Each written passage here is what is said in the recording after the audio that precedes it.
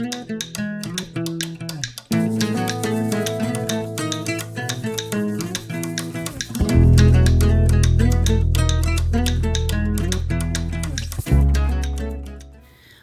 back. This is part 2 of a 2-part series.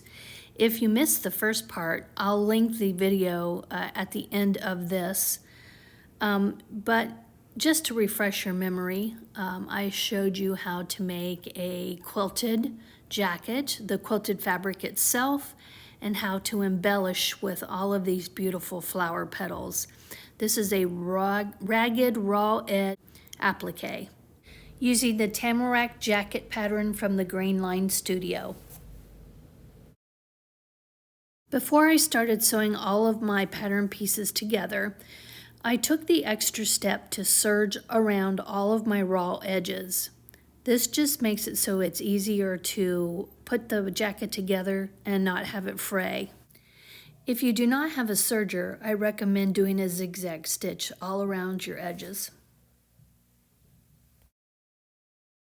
Next, we want the jacket back piece facing up, and we want our side front pieces facing down.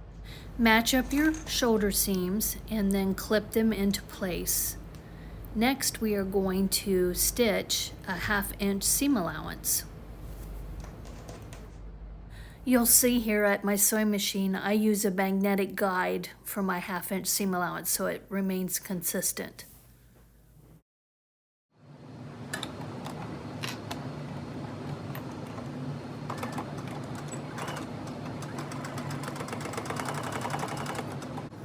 Now it's time to press our seam allowance open. This will give it a nice professional look. See those serged edges there?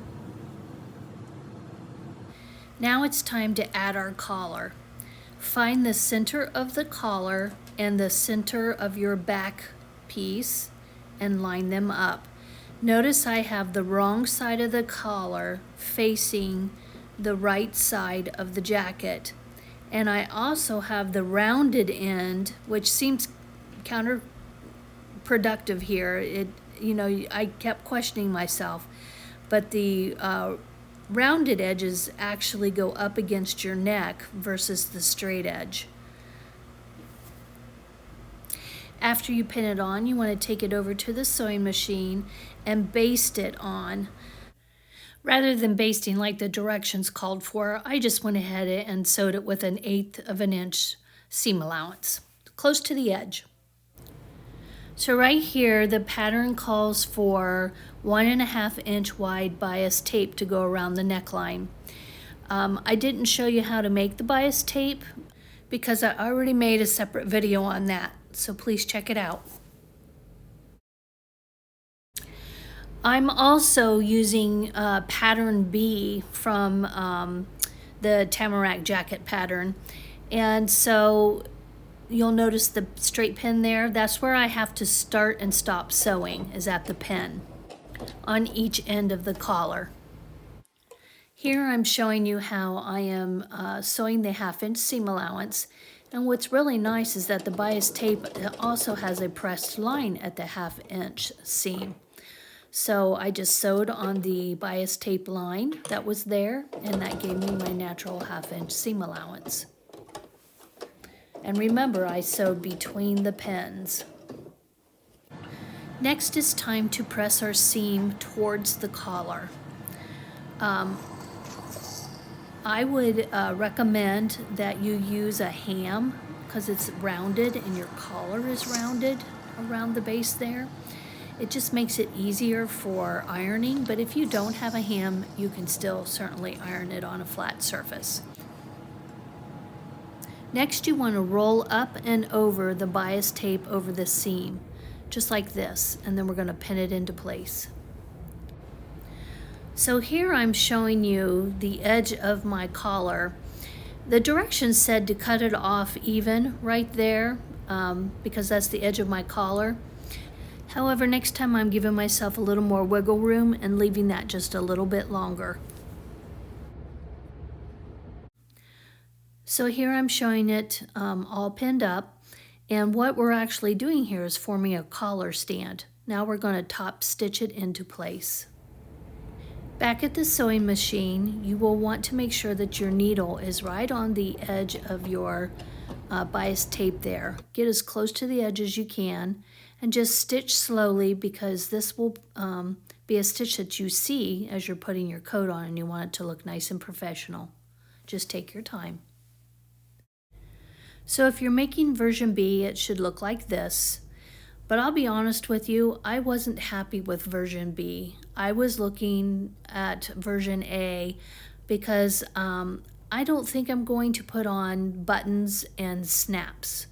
So therefore, I want my collar to actually be at the end of my jacket there in the front. So with that said, I went ahead and trimmed, eventually I didn't do it right then, but eventually I trimmed my jacket to meet up at the collar instead of having an overhang. Now it's time to put our sleeves on.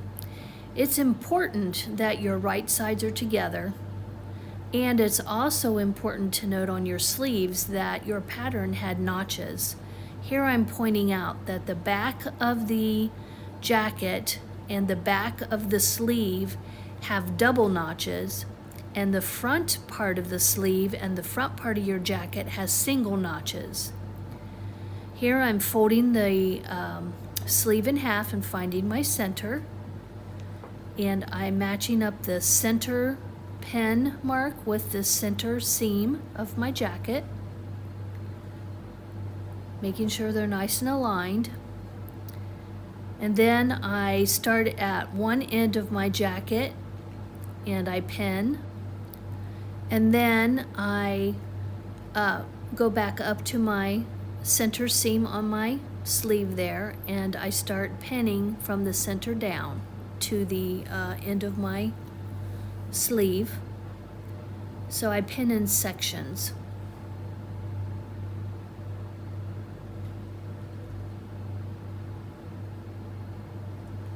And then once I complete this one, I do the rest of it here. So I pin down on that end, and then I start at the top again, just like I did before, and I pin down to the end of the sleeve there. That way we're ensuring that we're getting a nice fit. If you're not, then maybe your notches aren't matched up. You might have your sleeve on backwards, but it's important that it fits snugly. Now take this over to the sewing machine and sew it together with a 1/2 inch seam allowance. Next, we want to use our ham again and take a steamed iron, an iron with steam, and press your seams towards the sleeve. It's very important that it goes towards the sleeve, because if you think about it, when you put your arm into your sleeve, you're pushing your arm through the sleeve, and you don't want to go against a seam. You want your seam to flow with your arm going in. Does that make sense? So that's the reason you want to iron towards the sleeve.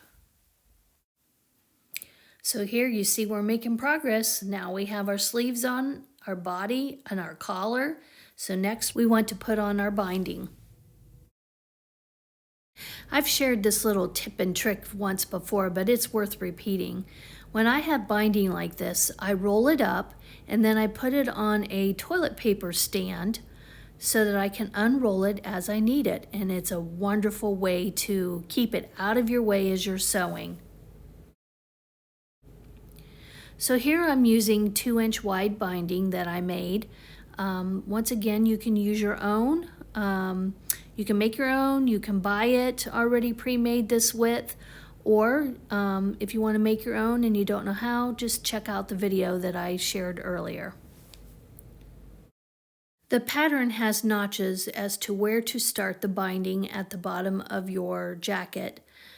I also added an additional step by folding over the edge of the binding so that a raw edge would not be exposed once sewn. Now with a 1/2 inch seam allowance, sew this binding onto the edge of your jacket.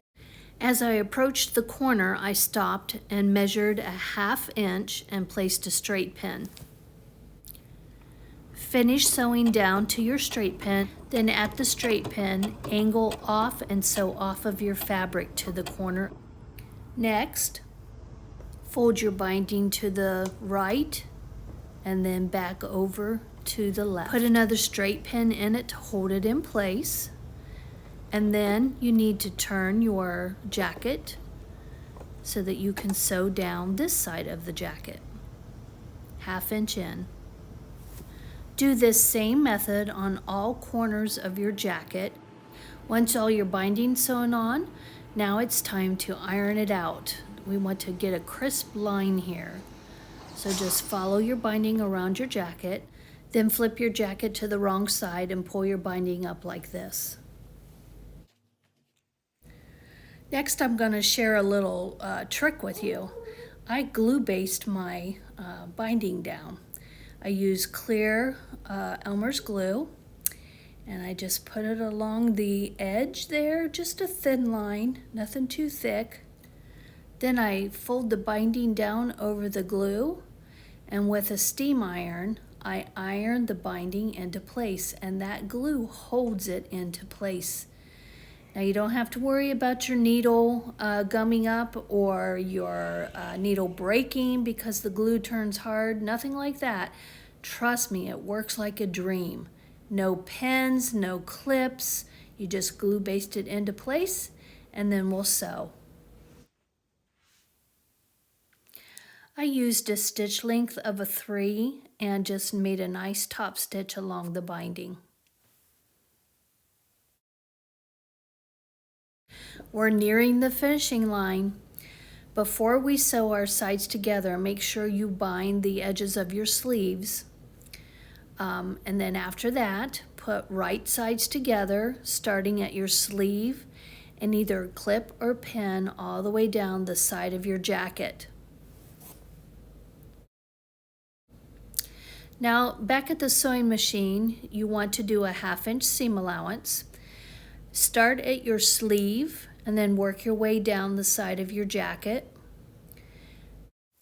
As you approach the end of your jacket, just keep sewing straight. Don't sew around the edge, just go straight off of your fabric.